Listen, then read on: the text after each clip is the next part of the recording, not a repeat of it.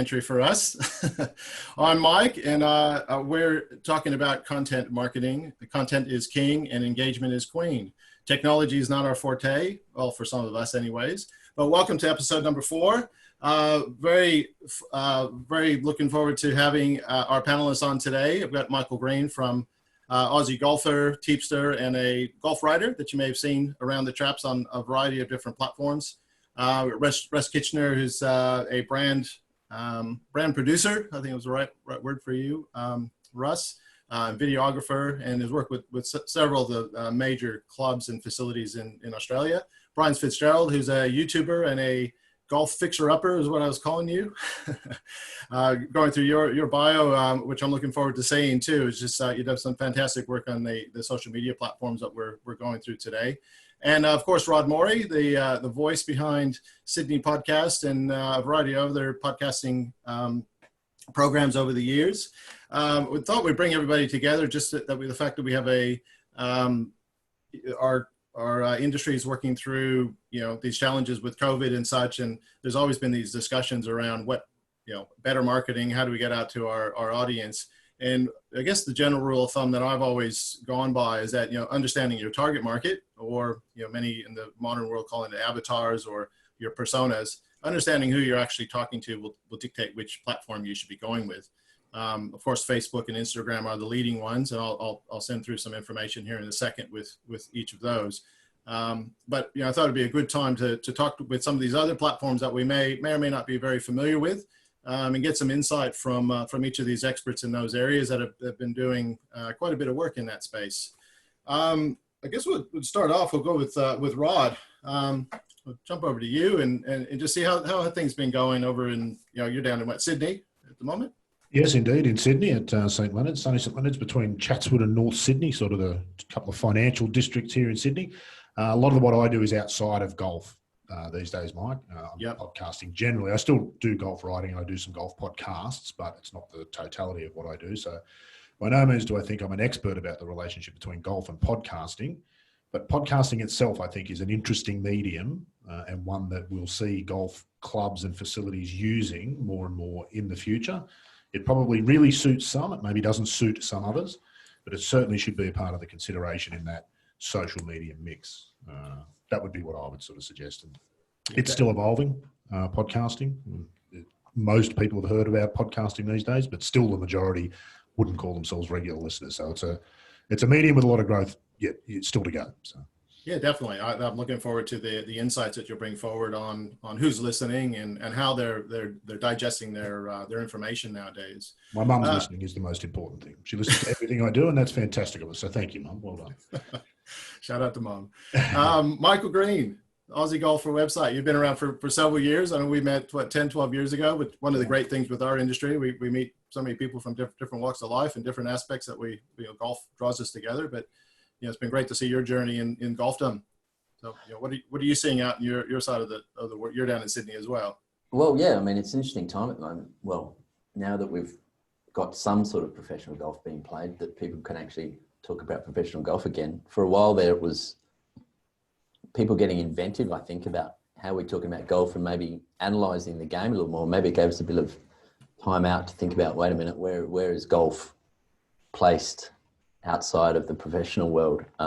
It gave a lot of people some time to think about how am I going to write about golf differently and what people are playing golf. And I mean, numbers are huge. Lots of people have been playing golf now, right? More than ever, from what I understand.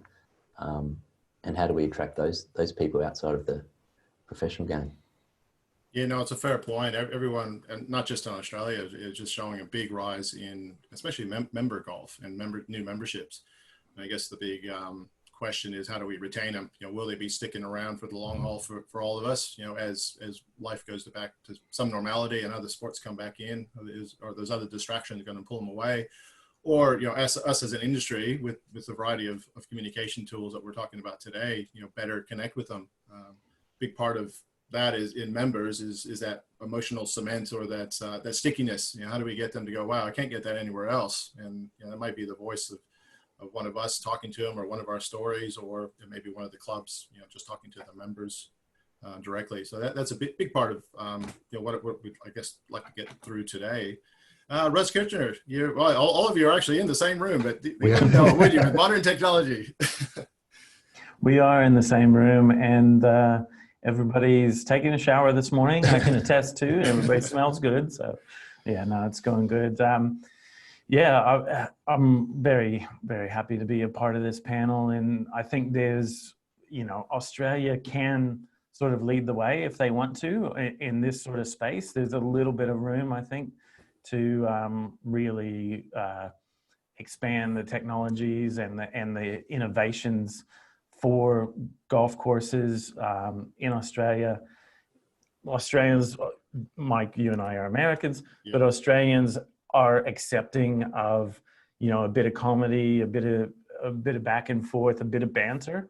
And I think if you sort of manage that tone and gauge the room properly, you can really drive a lot of engagement through some creative content.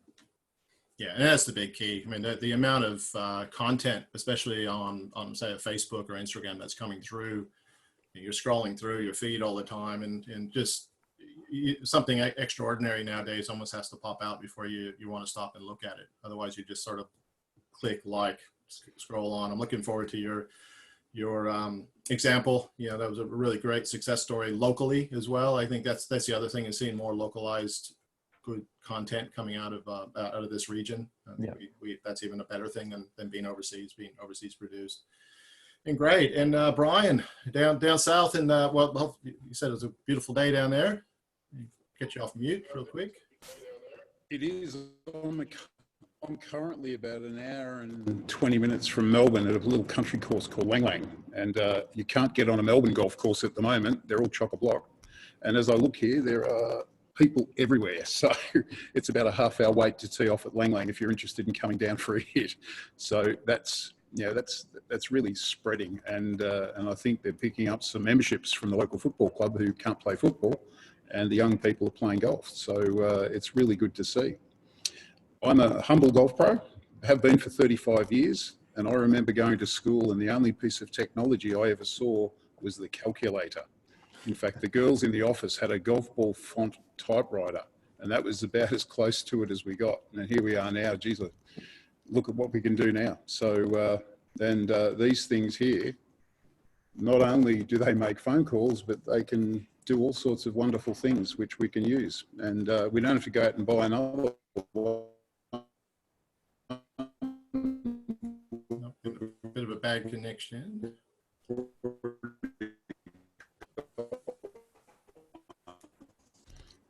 And I love YouTube because we can, it's telling me my internet is unstable. So maybe the kangaroos aren't going fast enough. Yeah, so I'll see if it gets any better. All right, no worries, Brian. I'll get you back on mute there real quick, and then we'll get you ready, hopefully with good connectivity for your presentation. So with today, I'm just going to do just a couple minute, just a little spreadsheet document that I'll load up for everybody that wants a copy of it, just to give you an example, I guess, of where content could be used, some of the demographics, target markets that you're looking at. And then that'll just be a couple of minutes, and I'll break into each one of the panelists to do a short, probably 8 or 9 minute presentation of, I guess, digging in deeper into their disciplines of what they've been working on. And we'll do a Q&A after that. After each of the panelists, so there's an opportunity to do a little Q&A, and then we'll move to the next one as we're shifting over the panels. Hopefully technology will work, but give me 1 second here, and I'll bring up. Oops. All right, hopefully everybody see that. So it's a little spreadsheet that we put together a few years ago with just a breakdown of and these are all unique viewers in Australia. So this isn't a global one. This is very much nailed down to the local market. And you can see Facebook and YouTube and Instagram. YouTube, just for the fact that a lot of these videos that we're doing now are all going to be housed there, and Brian will go through in more detail with that space, but a lot of what to do, how to do type of things, how to cook, how to fix something is the big users in that YouTube space. But Facebook, we're familiar. Instagram's really moved up quickly. And you can see how the matrix goes across popularity, what it's used for, who's using it primarily, and then a summary of how it's used. And WhatsApp's another one that's coming up the chain. What we're using it from a golf manager's communication tool in Queensland with really good success. It's very quick. And there's different demographics that are used it, especially the older age brackets. And then we get to the younger ones, some of the Snapchats and Twitters. I know Rod's a big Twitter user, but there's different ways to talk, and different way people are digesting our content.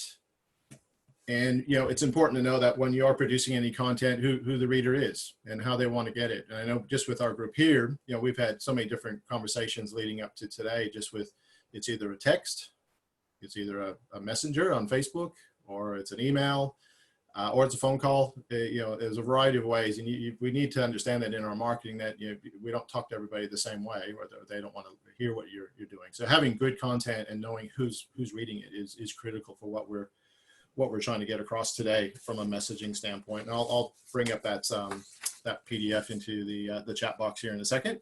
But first up, off the rank is we're doing individual presentations. Will be Rod. So get you to go ahead and share your screen.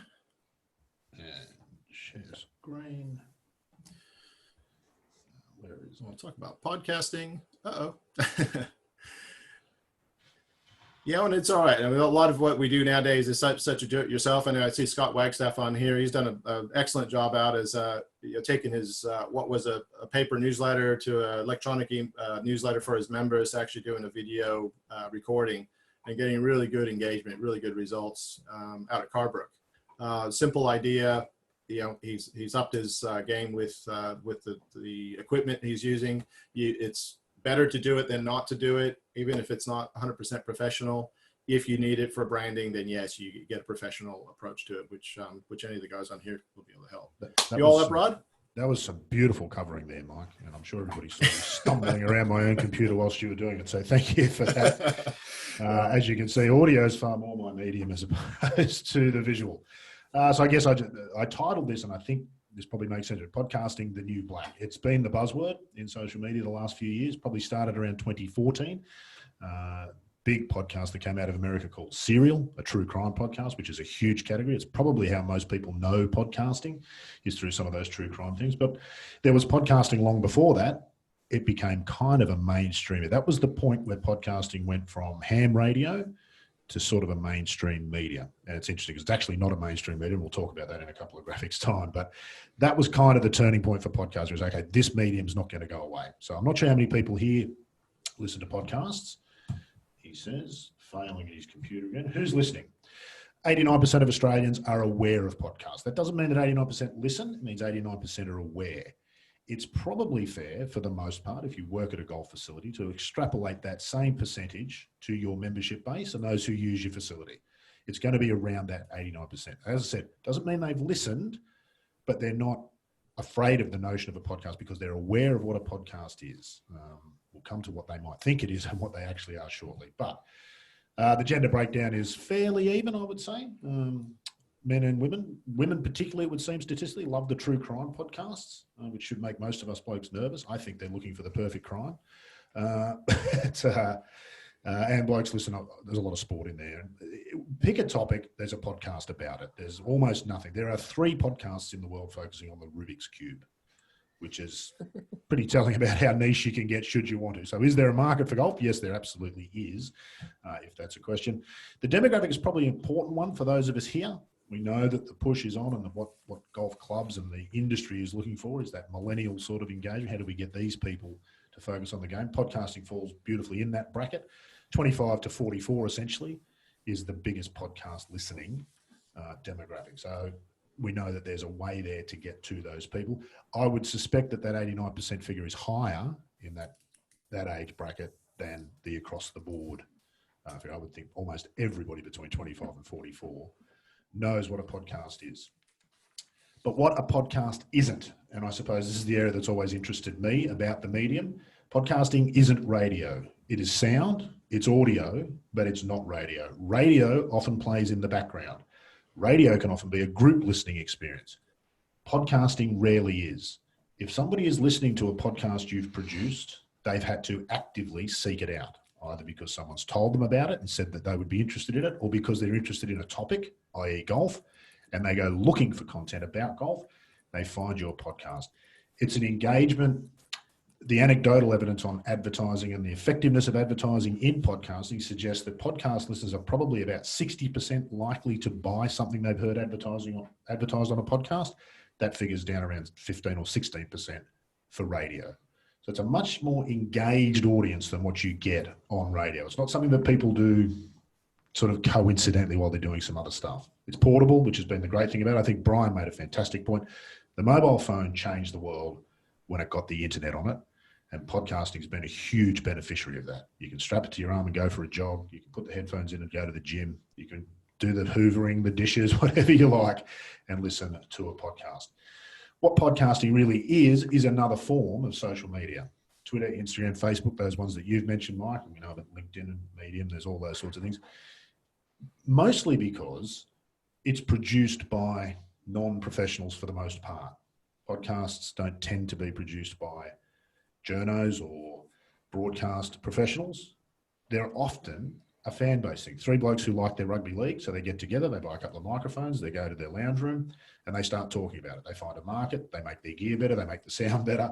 So there's a level of professionalism to the delivery, which increases as you go, but the starting point is not somebody saying, let's start this media platform of a podcast about this. That does happen, but for the most part, it's not.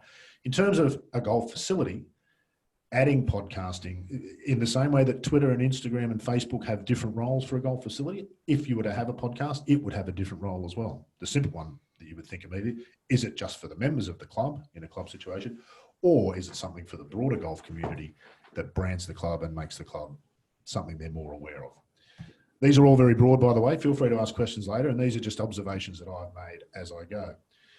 Why podcasting? Well, like all other social media platforms, this one's pretty obvious. You control the message. If you were to produce your own podcast, you're in control of who talks, probably not quite in control of what they say, depending with their relationship with the club, but you really do have that 100%. Nobody's interpreting the information that you're delivering it yourself. Probably the most important thing to me, or what I see as the most interesting potential, is that your audience has a vested interest in the content. If you're a golf club, your members have a vested interest. They're paying every year to be a member of the club. We know that newsletters are quite successful, email newsletters as a communication tool.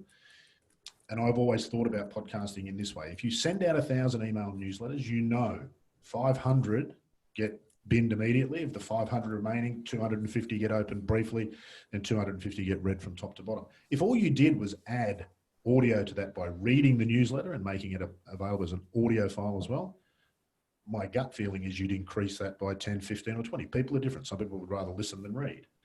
So there's a space for that. Podcasting is sometimes the wrong term. I think what you're really talking about here is audio marketing. It's now accessible and easy to do. You don't need a radio station in the same way you don't need a newspaper to have a blog. So they're the big changes. That's what drives social media and makes it work. How to get started? I'll whip through this pretty quickly because if people are interested, they've either looked into it already or there's a million places to do. I suppose the main point is that it's absolutely achievable and feasible from a dollar perspective to create and publish your own podcast. There is a free hosting platform called Anchor, which many would probably have heard of. If you're so inclined, not that I would recommend it, you can record a podcast direct on your phone and publish it to Anchor, which is a fantastic thing. It gets a lot of people into the meeting that people that would otherwise not try it. But I would suggest that for less than $600 or $700, you could purchase all of the equipment you need to do the nuts and bolts of creating a podcast. There's other elements involved, obviously, but for the tools to build the cupboard, about $600 or $700, you'd have everything you would ever need, and that would last for a lifetime. Oh, I've just skipped across too far. It really is no more difficult than editing a Word document once you know how. And if you think about it in this term, if you'd never seen Microsoft Word before and somebody put a computer in front of you, you'd have no idea and think it was the most daunting thing imaginable. 10 minutes later, when you'd been shown, you would probably have the basics of how to open a document and start typing. Within an hour, you'd know how to change fonts, create a headline, probably insert a picture. And in 2 days, you'd be thinking to yourself, why was I ever worried about this? This has got to be the easiest thing ever. Podcasting is somewhat similar. The technicalities aren't that difficult. Everything is designed to be plug and play. It's part of the reason why there are more than 1 million podcasts in the world now. It's very easy to do. And now we've got it. What have I done there? Have I missed the last slide? Yeah, there you go. There we go. Where can you get help? Here's the ad. Not really. I run a podcast school here out of my podcast studios, which is not as popular as I thought it would be, but it is quite popular. There are a lot of people who want to learn how to do it themselves. And now I run a course that's sort of tailored to that. It's the sort of thing, you can do it online. You don't need to come in physically. It's better, obviously, if you can be here physically. That's something that I do. You don't have to do that. The amount of information available online is almost endless. I've taught myself to podcast over 15 years by going online. There's any number of other schools online and people who teach podcasting, and many of them are very, very, very good. So if you need some help to get started, I charge $550 to do my school. Others might be less or more, but you're in that sort of ballpark. It's people's time that you're paying for and that expertise. Again, I don't think it's a massive hurdle. If you're going to podcast for the next 20 years, it actually seems a fairly small sort of investment. Of course, lastly, if DIY doesn't appeal to you, and this is something else I do here, but there are lots of people in the world who do this, you can have your podcast produced professionally. If all you want to do is come in, sit in front of the microphone, say what you want to say, go home and have your podcast available on everybody's phone the next day, you can pay for that service. And again, it's not hugely expensive. And that's really a decision about the time investment you would make and what your time is worth versus having somebody else do it. So that's sort of that's the basics of sort of podcasting. Let me stop sharing my screen because this is getting embarrassing now. Yeah, Rod, that was that Anchor site was pretty interesting because I loaded up our audio from the last couple episodes and it shared to, I don't know, 6 or 8 different platforms through Spotify and Apple and everything else, just with the one loading up into Anchor. Yeah, so all of the audio hosts, I liken them to mobile phone providers. They all do essentially the same thing, which is make it possible for you to get your podcast onto the Apple Podcast platform, Google Podcast, and Spotify. They're the 3 you need to be on. The rest, if anybody's using a different app, Acast, Stitcher, aside from the 1 or 2 that are producing their own content and it's not widely available, like Luminary, and Spotify is doing a bit of that these days, but all of the podcast hosts will make that possible. And then it's around the fringes. Different audio hosts offer different sort of things. But an audio host, Anchor is free. I used to be anti-Anchor because free is not a business plan and it can never make sense to anybody. You only got to think about it until Spotify bought them. Spotify bought Anchor last year and I read a business case why it makes sense for them to own Anchor and keep it free. And it makes sense because Spotify's biggest bill every month is their bandwidth and their licensing fees. They've got to pay copyright for the music that people listen to on Spotify. Podcasts cost them nothing in terms of licensing and the amount of bandwidth their podcasts take up. Even if there was 700,000 podcasts being produced on Anchor, doesn't touch a drop in the ocean of what they use to stream music. So there's a business case for them to do it. It's free content for them and the amount of bandwidth it's using doesn't affect their bottom line really in any significant way. So I can see that Anchor probably is a legitimate business now that Spotify own them. I'm not sure that was the case before. They burnt through $40-odd million in investor money before Spotify bought them. But yeah, so that in terms of Anchor, I used to say don't go with Anchor because there was always a fear that there'd be a catastrophic failure and you'd lose everything you get uploaded there. That's not going to happen anymore. It makes sense for Spotify to happen. But look, anywhere from $5 US to about $15 to $20 US a month, you'll get everything you need from any number of audio hosts that are out there and available, including one locally here. Whooshka is probably the only real Australian audio host, and I think they're $29 Australian a month, so they're all about the same price. Yeah, great. And it is all about the audience. I mean, if it's a member and they're just a club just wanting to talk to the membership, that's one audience. You want to build that audience. If it's Facebook, or if there's any of these websites that they get advertising dollars and such. Well, Brian, we'll get you set up. We'll talk about a slightly different one around YouTube and some of the big successes you've had over the many years. We met up at the Gold Coast a couple of years ago. I was really interested to hear your journey of working your way into YouTube, and probably like Rod, you sort of found your way through and have had some great success. Totally. Over to you, Brian. I didn't know anything about YouTube. I was a golf coach, or I still am a golf coach, but I was in Melbourne and all I really wanted to do was fill up my lesson book.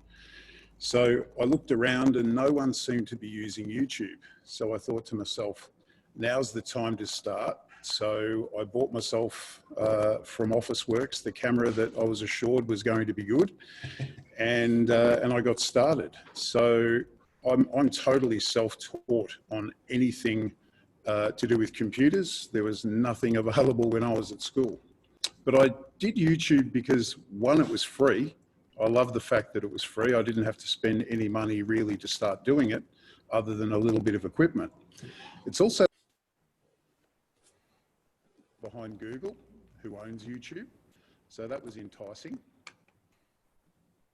I liked the idea that I could earn income from it. And I thought this was going to be huge, and that I'd make a lot of money out of YouTube videos. And that's what everyone starts. You start, seeing all those cat videos going around the world, and you think, oh, I'd love a bit of that action. And it attracts a worldwide audience. So to be monetized now, as different to when I started, I could just apply and get accepted. Now, before you can get monetized on the YouTube platform, you need 4,000 hours of watch time over a 12-month period. You also need 1,000 subscribers. It took me 3 years to get to that, to 300 subscribers. So, if I was starting now, it would have been harder. However, I do know of some friends of mine that have started, and they will be monetized within 12 months. So it is possible. You just got to know the right way of going about doing it. So I needed more clients, and I started, my first video was uploaded on the 14th of June 2014. I currently have 2.1 million views and 10,800 subscribers, and that translates to currently about 6,000 views every 48 hours, or 3,000 views per day. And it just, sometimes a little bit more, sometimes a little bit less, but that's what I get, which blows my mind every day. So this is what my YouTube journey looks like. This is back in February. I did apply for YouTube way back, and I put a couple of very bad videos and I deleted them. I wished I hadn't have, because it'd be good to see how bad they were now, and I've forgotten. But that's what my journey looked like. I'll show you a few more of why these little peaks occurred later. So on June 14th, 2014, I set up my video, and that wasn't the original thumbnail that I used, but it's a subsequent one. This is what it looks like. And I'll just warn you that you should never, ever go and look back at your wedding photos, because you always look really, really bad in the wedding photos. This wasn't the best look, but as I said, I was assured by the Officeworks staff member that this camera was good. So I'll just show you a brief amount. Very grainy footage. Hi, I'm Fitzgerald. Today I'm going to talk to you about getting the most out of your golf lessons. A lot of you want to do the right Very thing grainy. for your golf. And of course, I won't put you through all that, but that's what my first video looked like. And if you just look up in the screen, the microphone that I use, that is simply a headset with a microphone attachment. And what I did is I got the scissors to my headset and I cut it off. I think I paid $10 at Officeworks, and I got a little clip and pinned it to my chest. That was my first ever microphone. So you don't have to go to a lot of cost to get started. YouTube pays you once you've accumulated $100 US. So that may take a little while. So 2 months into my YouTube journey, and it took me 109 videos to get that payment. And it was $103.79. My second payment took another 12 months and 53 videos. So all these views keep accumulating. And that was $120.75. My third payment took 2 months, and it only took me 8 videos to get my third month. So things are getting better. So at the start there, I thought, I know how to become a millionaire on YouTube. I just produce 1 million videos. And then it turned into 500,000 videos, and then it's getting faster. So things were getting better. That was $104. And since the 22nd of February 2018, I get a payment every single month. So if your sole purpose was to make money from YouTube, you wouldn't have pursued, and that's why most people give up through producing content. I'm a tenacious bugger and I'm very competitive, and in the 6 years plus that I've been on YouTube, I have not missed a Monday. So I produce a video every Monday at 9 o'clock Melbourne time, and I have not missed one of them. Even when I've been away for a month on holiday, I make sure that I release the video through scheduling. My computer broke down. I filmed the video on my phone, edited on the phone, uploaded from my phone, so nothing was going to stop me from producing a video. So that's what it takes. So if we look back, my first upload was where that little red arrow was, and if you look at it from 2014 through to about where it says number 6 there, nothing happened. But in reality, I could show you another graph that was tighter. I kept growing through that time. So initially it was dad, it was mum, a few mates, and then they spread out, and it wasn't long before people started coming in for a golf lesson, and they would recognize me and they'd say, "G'day, Doc," as I'm coaching, and I didn't know who they were. So it does start growing. Then on the 25th of December 2017, that was a Monday, and I thought, you know what, I might take the Monday off. And I thought, well, no, I haven't stopped doing YouTube videos. It doesn't really matter that it's Christmas Day.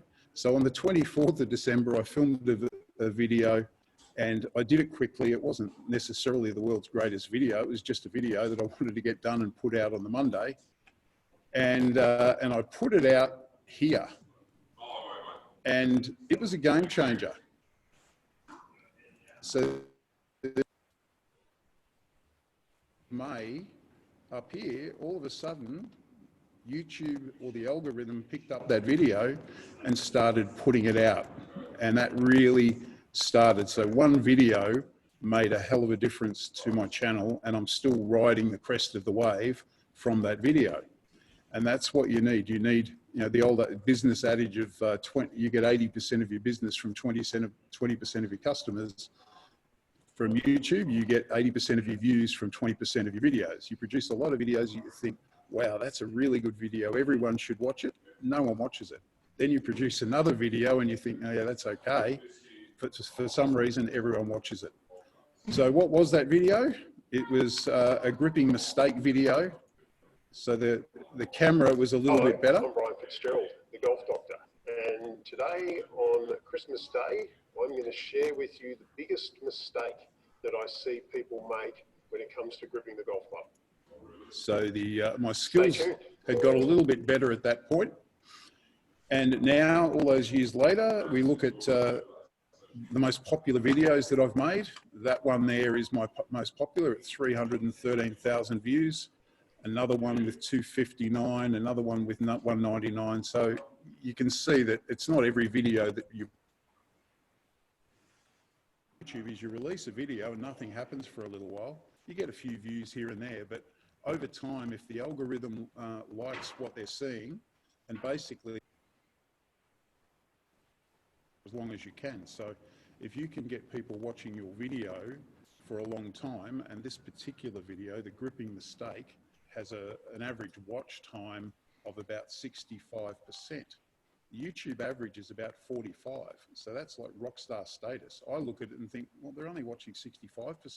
Why don't they watch it for a bit longer? But that's the way YouTube is. The average, if you can't engage someone in the first 10 seconds of a YouTube video, they switch off. So you don't have much time. So YouTube is hard. Why bother? Only 3% of creators make it to 10,000 subscribers. So, wow, I'm a rock star. I've got 3%. I'm in the top 3%. It doesn't feel it. I keep looking at YouTube and I'm seeing people with hundreds of thousands of subscribers. It is hard. You have to be consistent. 80% of my views come from outside of Australia, only 20% from inside. Within 12 months of me uploading my first video, I was being contacted by overseas golfers. So this is where it gets good. I wasn't making money from YouTube directly, but I was making money because of my YouTube videos, and I had people coming from overseas not specifically to have a golf lesson from me, but they were here on holidays or they were here on business and they wanted to spend some time with me. So I was making real money through that. And I didn't even think of that when I first started on YouTube. I was purely trying to film a lesson book from local people. I noticed people that I was coaching starting referring to the videos that that I've made when they came to me. And currently, 30% my YouTube videos, not from what YouTube pays me, but from people that I see face to face. This week alone, I've had 6 new clients come for their first ever golf lesson with me just because of my YouTube videos. So it's a great money-making platform. So because I've got so many people outside of the country, I've set up an online coaching platform and that's growing.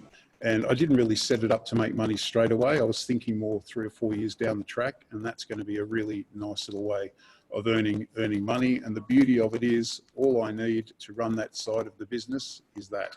I don't need a computer. I just use my mobile phone. So there is the equipment that I currently use. I've got this little white old mobile phone is my voice recorder because voice is really important and the audio is important. The other little, the older iPhone is my main camera.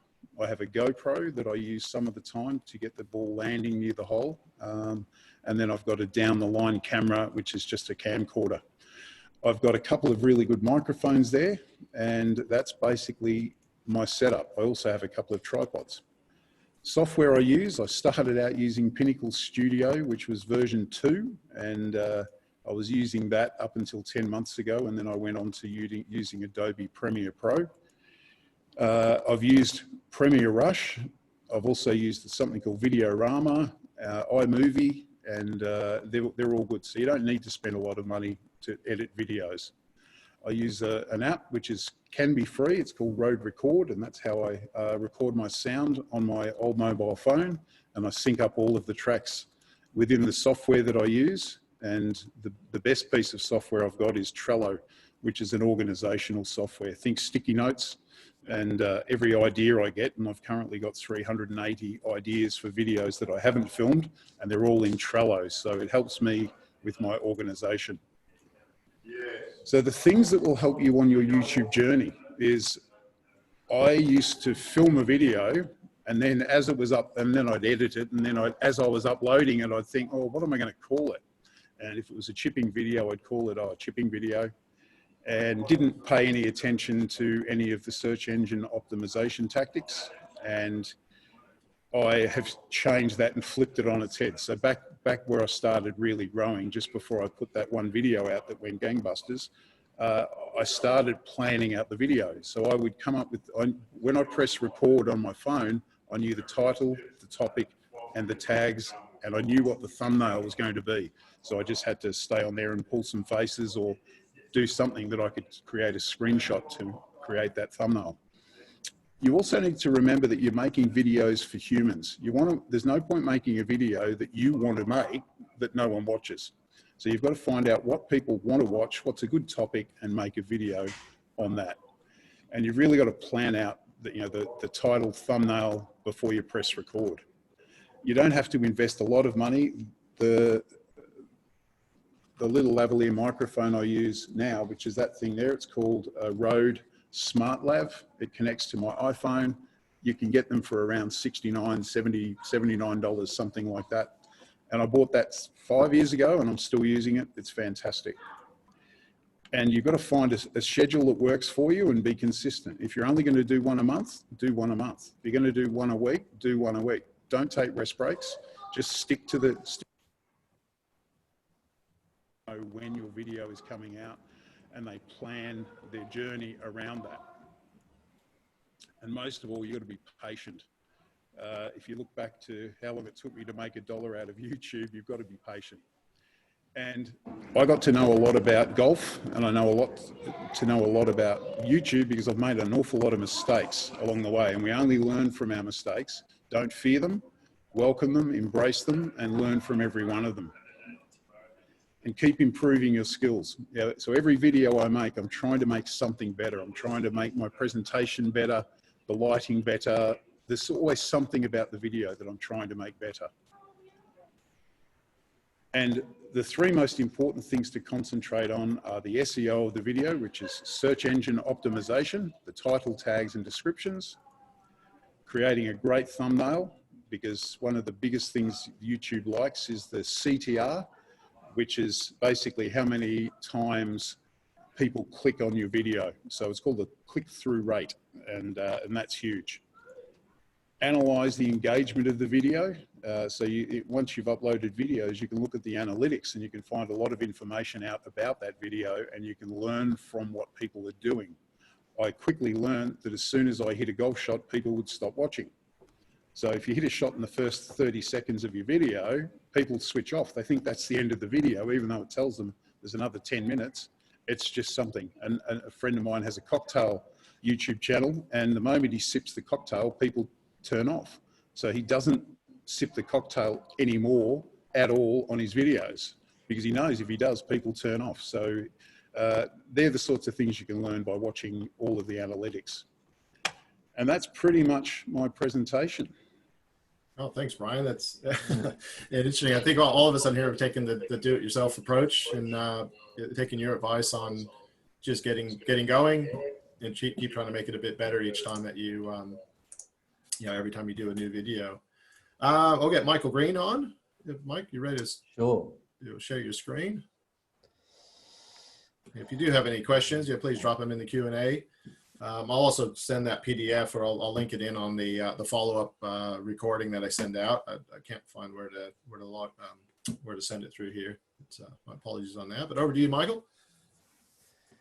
Okay, yeah. So I launched Aussie Golfer back on blogger.com in 2006, and it was very much just a case of, oh, I've got something to say, and what's a blog? That was the way to do it. It was just as Twitter was starting, so you couldn't actually express your feelings on Twitter then to make you feel better. So I thought I'll give it a go with the blog, something that we're kind of passionate about. And it was more about, let's just see what this is, have a bit of fun with it. Facebook was still just a couple of years old, and at that point, it was still very much just interacting with friends. It wasn't necessarily, I don't think anyone quite realized it was going to be a news source as well, and a way to get your information out there, for better or worse, I suppose. And so it was very much a selfish start, and the stuff I was putting up there was not very, it wasn't scheduled, as you were talking about, Brian. It was not very regular. I was just putting stuff up there as I wanted to put up stuff, and stuff that I wanted to find out. And I remember one of the big things that I always wanted to find out was, when is the golf on TV? And particularly the big Australian tournaments and the majors. Like, well, it was in that time when you wasn't sure whether it was going to be on free-to-air anymore, or it was going to be on Foxtel, what's going on, and everyone wanted to know. And as soon as I put it up there, the number of things would happen. People would actually say, well, this is rubbish. How is it only on pay TV? Why isn't it on free-to-air anymore? And other people would grin and say, well, I've got it. It's all great. It would go gangbusters, and people would have an opinion on all that sort of stuff, but people just wanted to know when the golf was on. I'll mention a little bit on a couple of things that have got better in that regard. But it was very much things like that I remember when Fred Couples first wore those Echo Street shoes at the Masters. I think it was the first time he wore them there. And people were like, what's going on? And everyone had an opinion on that. They're not golf shoes, or they're cool, and no one knew where to get them from. And as soon as I posted a little bit about that and a review on those, again, people were clicking on the website, but it was more just stuff that I wanted to know about. So I put it on the website. And things like, I just quickly added this morning because I wanted to add it.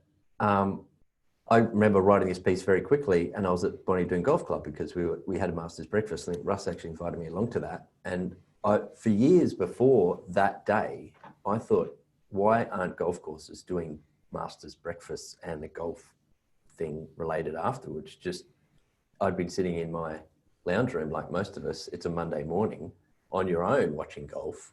Wouldn't it be great if you could sit like you're watching the footy in our time zone, but on a Monday morning having breakfast and watching the Masters finish? And so I think that was the first one over went That to. was our first or second year we did it, yeah. First, second year did it at Bonnie. I mean, a number of golf courses are now doing that.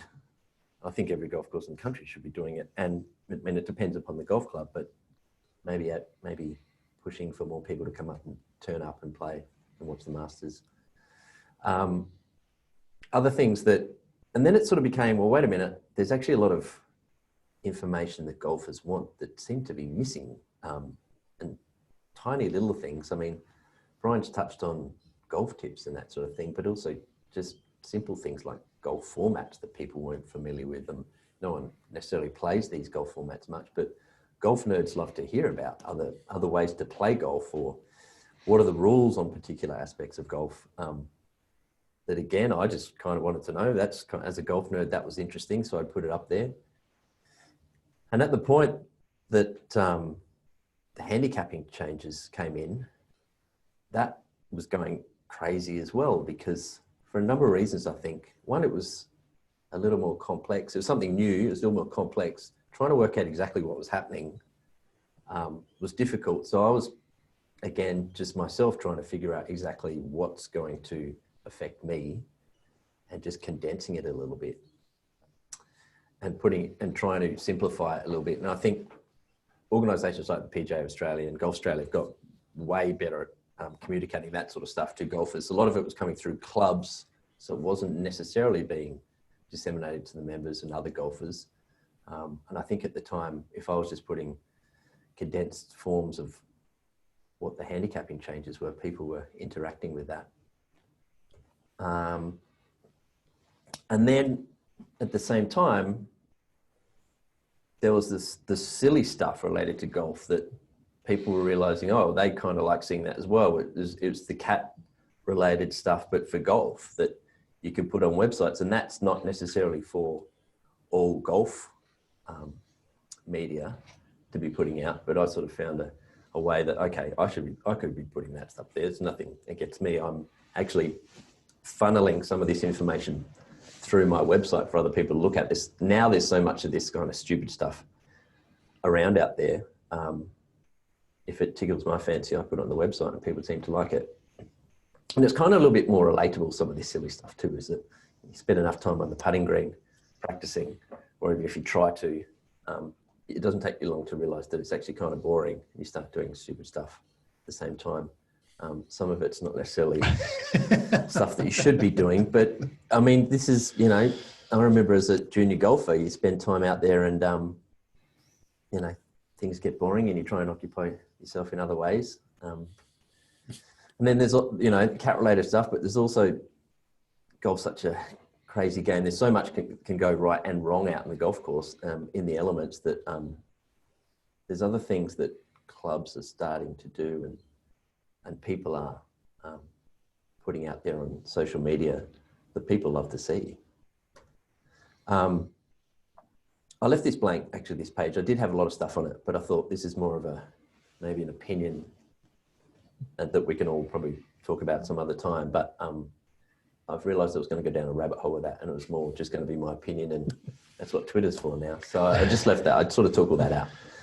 I mean, the stuff that's working now, we've seen a real change in terms of the tours are doing their own content. The golf organisations are doing their own content. The players themselves are doing their own content. And it's not necessarily easy to get some of these guys to work for your club or anything like that. But we've seen a change in the way that content is being put out there and by different people. And manufacturers as well are obviously grabbing some of these golfers and putting out content for themselves. You know, tried and true things that still work is lists and all that sort of stuff. But again, lists in terms of the average golfer. A lot of people, I realize my audience is broad because I keep putting lots of broad content on my website, but a lot of people don't care about the professional golf tours.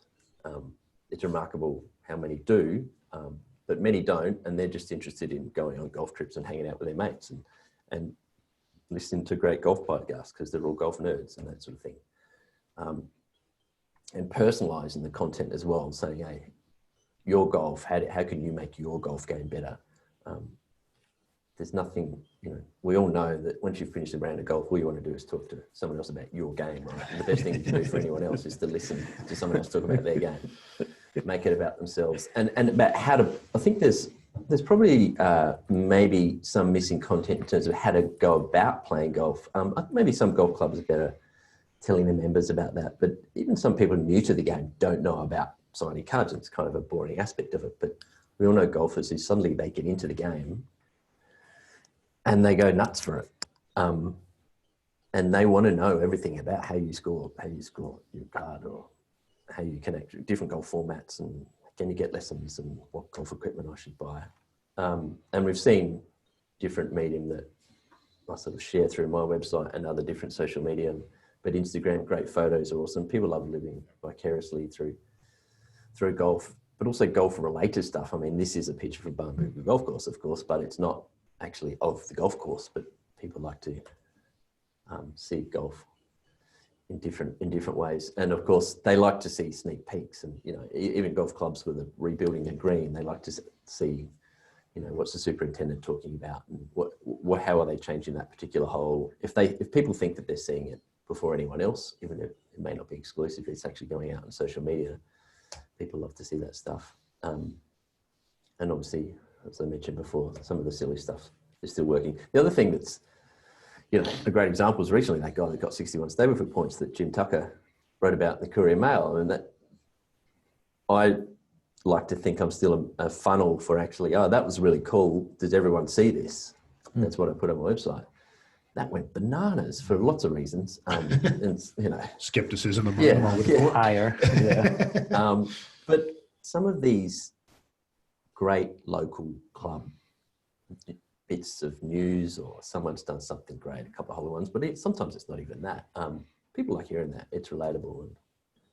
And I'll just finish with down the bottom where the grouping of a lot of the stuff that I've been putting on the site over the past few months. And I thought this was just a good array of the different types of things that people are interested in. And there's down the bottom right corner, there's the new PGA Tour video game coming out that a whole lot of golfers are interested in, and non-golfers are interested in that.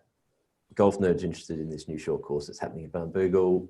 Then McIlroy, news about Rory McIlroy might have been coming out to play the Australian Open, had it been at Kingston Heath, so it kind of covers people that are loving the Pro Tour stuff as well. And then just people spending too much time at home during COVID and trying to come up with ways to fix their golf game. Maybe I'll just leave it there, Mike, for the minute. I did mention Teamster, but we'll leave that for the moment. Yeah, no, that's all right. No, I appreciate that, Mike. And it's so much in the headlines, isn't it? I mean, people are just like that quick little snippet. I know the newsletters we've been sending out every Thursday for the last X amount of years, Brian. Same, I believe in that consistency. But that headline, go ahead, Rod. Sorry, Mike, just before can I be the first to both thank and congratulate Greenie on reintroducing us to Cigar Guy, who I had forgotten about. But I'm enjoying it as much the second time around as I did the first. So thank you for that, Greenie. I'm sure we all thank you. I've got a couple of T-shirts, and I gave one to a friend who still wears it. Oh, that's amazing. Fantastic stuff. Sorry, Mike. No, it's all right. Yeah, it's the fun stuff that we see out there that it's not the norm, and being the first one to get it out, and it's Michael's angle on it, his perspective on what he's saying and how he pitches it. I mean, we all do it. That's our opinions, I guess, as journos or as content sharers. I got the final panelist with Russ. We'll get you loaded up on your slides. Sorry, Mike, go ahead. Yeah, no, go ahead. Just to hit the share screen. You should okay, cool. There you go. Excellent. To Brian's point, I won't hit the golf shot or drink the drink too quickly, but I'll whip through this kind of quickly. What the basis of creating content and putting it out there of what everybody is doing is they want engagement. Maybe that engagement turns into members. Maybe the engagement is just building your brand.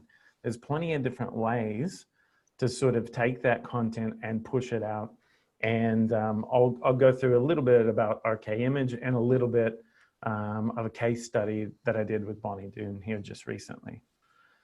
So I have a background in golf, growing up caddying from as a high school job. I've caddied on the Asian tour, the US nationwide tour, probably, and Aussie tour, probably 70, 80 tournaments I've caddied as a professional caddy.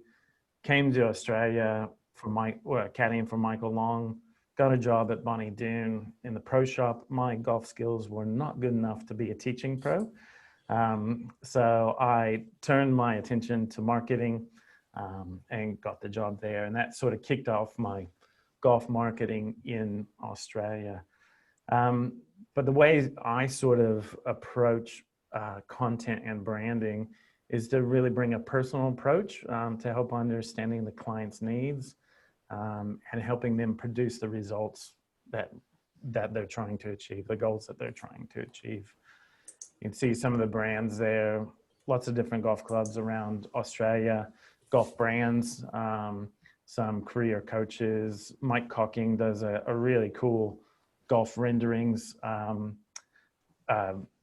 business that he does, and that's really fun to work on because he's obviously building a lot of golf courses with OCM, and then also does these amazing drawings. Anyway, it's a fun project to work on.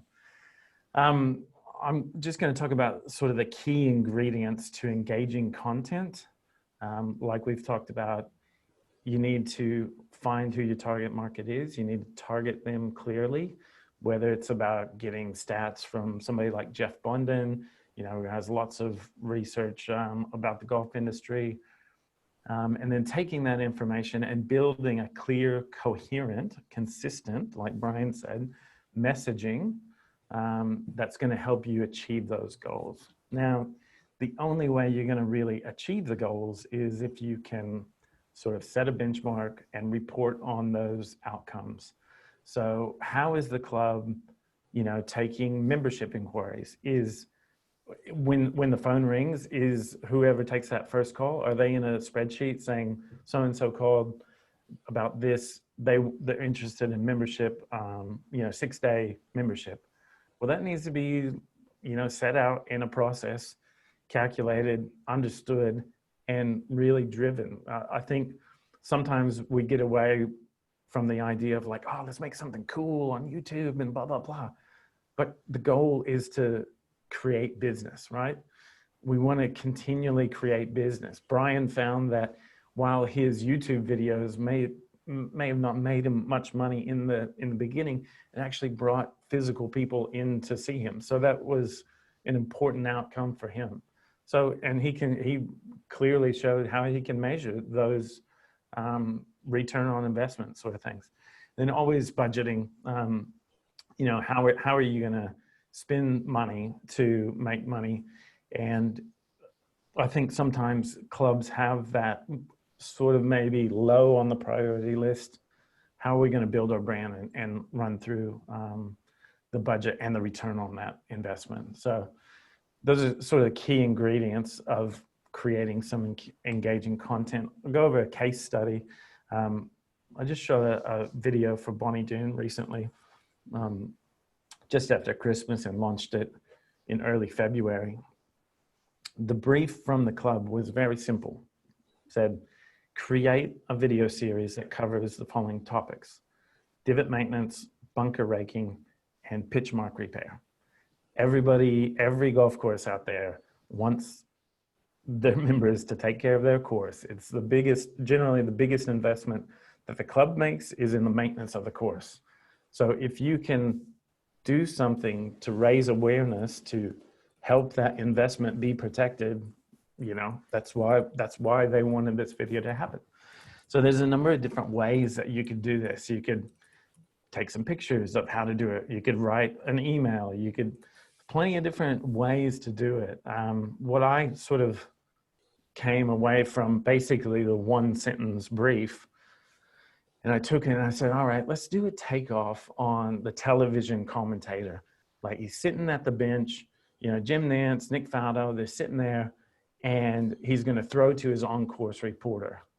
Now, I think this would, you see the question now, why would this work? I think this will work because golfers inherently know this language of the golf tournament and the on-course commentator. So that was my little insight, and that's how I pitched it. So basically, You've got Jim Nance and Nick Faldo. We took that look.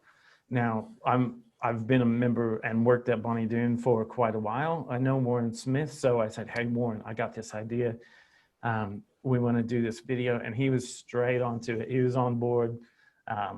Did it for only a few $100,000, so it's not bad. You know, he's big time. So I'll play just a quick snippet of this. I've shared, so you can go back and take a look at it later. But basically, you'll get the idea quickly. We'll see if, I'm not sure if the audio's on at the moment, but I'll just let it go through. You'll just see a little bit of the visual. Basically, he's saying, welcome to Bonnie Doon.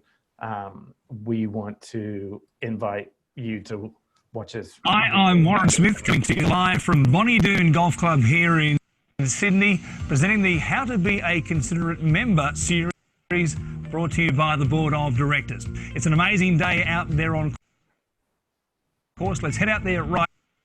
Whoops. So we head out on course and we see Blake and James Grierson. So this is basically that was the clip, but now this was the production, shooting and editing. That's me with the camera, all strapped up, ready to go. We shot for a day.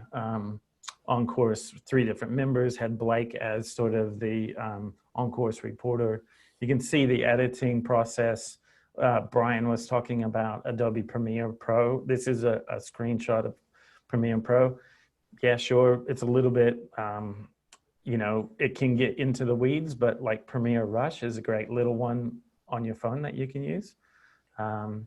So after shooting and editing and approval by the client and board, we went and launched it. So basically all the social posts had the similar text, similar look and feel, had a title in a square box and had subtitles down below. It's key to make sure that your video comes out and people can understand what's going on and read if they don't want to turn on the audio.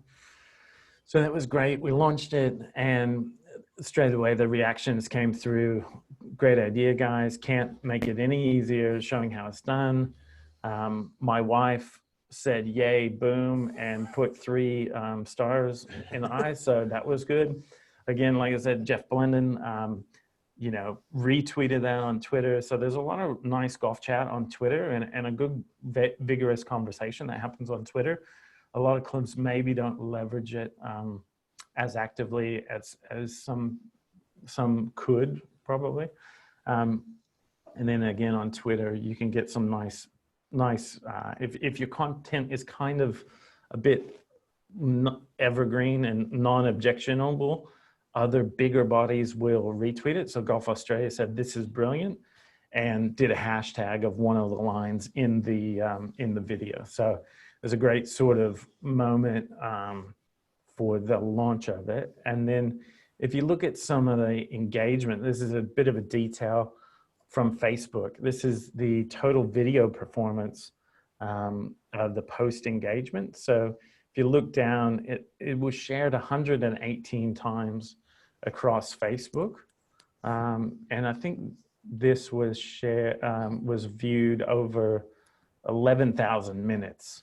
So you can see, obviously, like whenever it first goes out, like the first week is always big, and then it trails off, and then it can pop up as it gets shared and stuff. But basically, all you're trying to do is create a time and basically a piece of content that people are going to engage and see your brand. So when you put that out to the world, you know, what type of brand are you saying that you are? Are you a bad iPhone photo of a hamburger half falling off the plate that looks disgusting, and you're going to post that to Instagram and say, hey, come try our great food? Or, you know, you can slightly level up and do a little bit better job and create a clear, consistent message.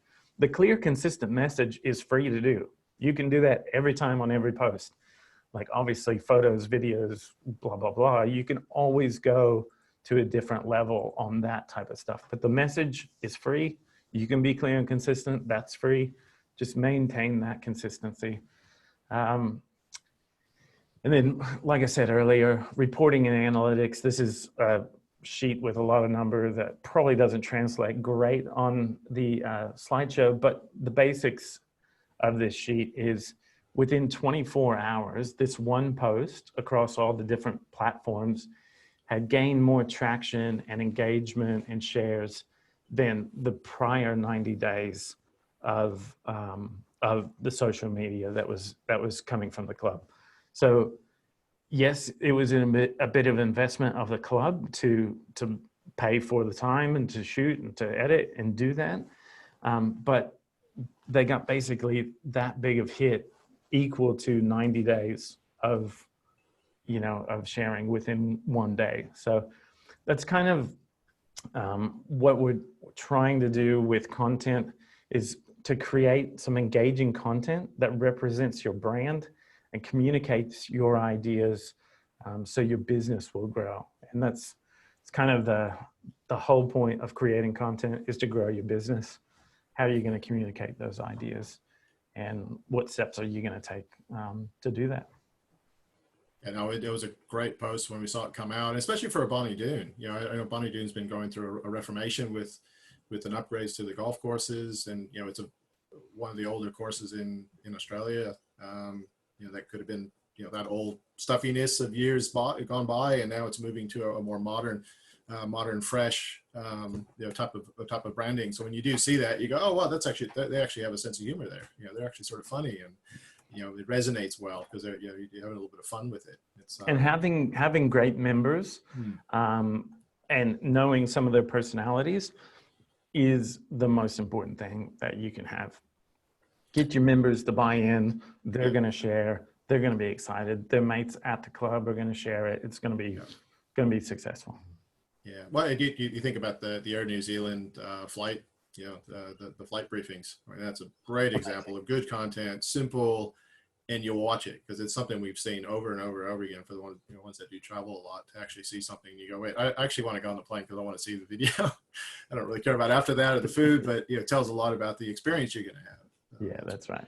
The European Tour have really nailed that, haven't they, Ross? Their social media team have been, I put, for my personal taste, some of them are a bit too long. The conference call was a couple of minutes too long, but the brilliance of the ideas and the execution is a real, you could take a lot from what they do and recreate it with a phone and a couple of funny members. Yeah, and that's the thing is, like, the European Tour, I think in general, has that sense that they don't take themselves too seriously.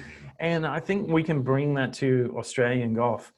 Yeah, sure, you have to wear a certain sock sometimes in some places, and there are dress codes and stuff, but we can also not be too terribly serious every single time we put something out there. Let's have fun and engage people, I think, is the goal. Broadly, Russ, is that important for the game to present itself more that way to non-golf in particular? Because anybody who's listened to any of my podcasts has heard me bang on about this image problem that golf has got. We know it's not true, that it's not a stuffy game for rich old white guys. Yeah.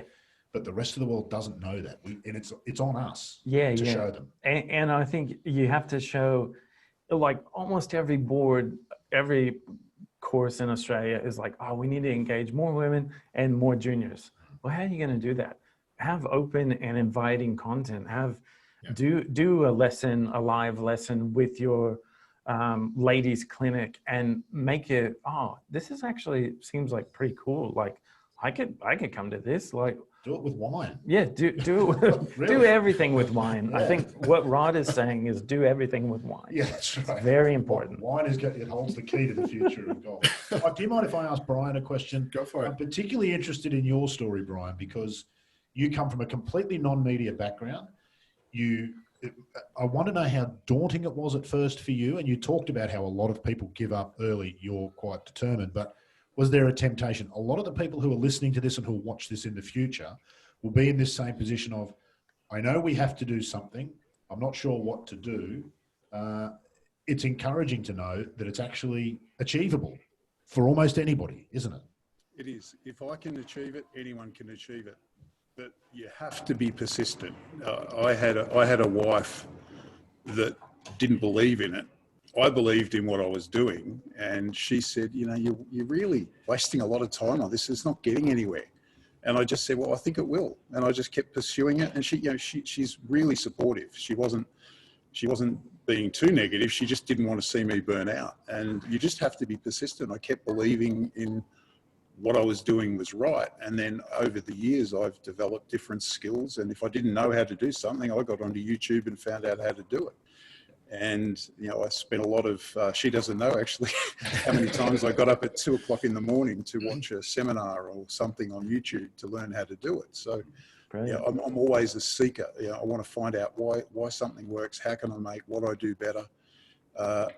One of the best things I ever did was when I started watching YouTube, is I stopped watching golf YouTube. Great. I haven't watched a YouTube golf video. When I say I haven't, I've got 3 friends that I'm helping and I watch theirs, but I don't watch what the big YouTubers doing because it's irrelevant to what I do. I want to be me, and the moment I started being me and not being me trying to be someone else was better. So I'm not a very highly technical person, and I teach golf simply. And you know, I really think the whole aim of golf is let's get the ball in the hole for less shots. And to do that, you don't have to bust your driver further, and you don't have to do all the whiz-bang stuff that you see on a lot of other YouTube channels. That drives everything. Let's get the ball in the hole for less shots. And that's what my videos are about. So I've taken a real pivot, but that's my genre. So there's a lot of things in golf, but I think to be successful, you've got to pick a genre or pick a segment of the market and do it well. But when you're doing it, be consistent. Yeah. With everything that we've been dealing with the last 3 or 4 months, where the industry's had a great opportunity to have better imagery of being open space, the cleanliness, the social distancing that's built into our game. I mean, as much as we want club and golf to be, it's a very social game, it's, the distancing is there, but we don't see a lot of that imagery out there at the moment. If you're targeting ladies, like Russ was commenting on, I mean, we want to have pictures of other ladies and kids, and that person watching wants to go, I want to be there. And the same thing with your Barnbougle one, Michael. I mean, you just go, wow, I want to go there.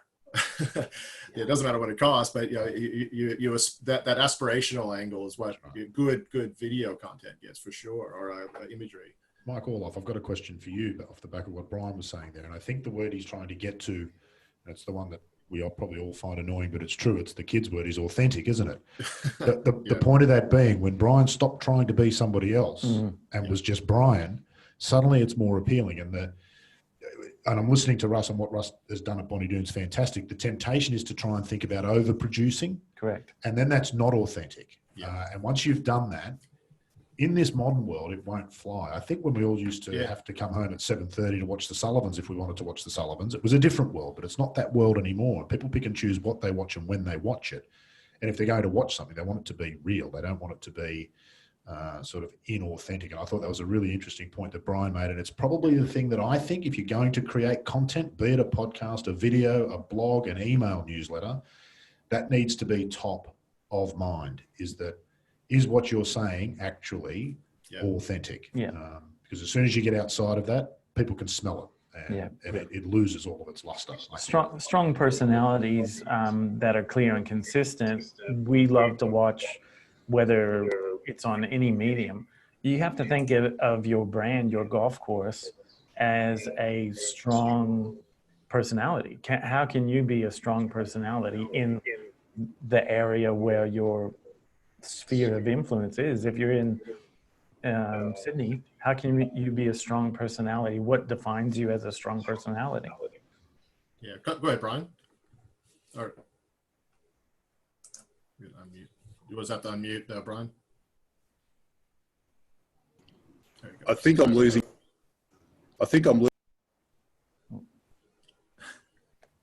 No, it's off. It's muted again. It's very authentic, Brian. This is a fabulous demonstration of what we've been talking about. Well, it is 80% of communications in the face, isn't it? And the gestures and everything else. So we know exactly. You're smiling, so it's good. Seems like a nice guy. How are we going now? There you go, Brian. Yeah. There you go. So I had an incident where a couple from Narooma in New South Wales wanted to come and spend the day with me as a birthday present for one of them.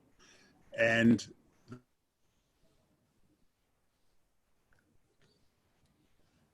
Oh, we're losing your audio.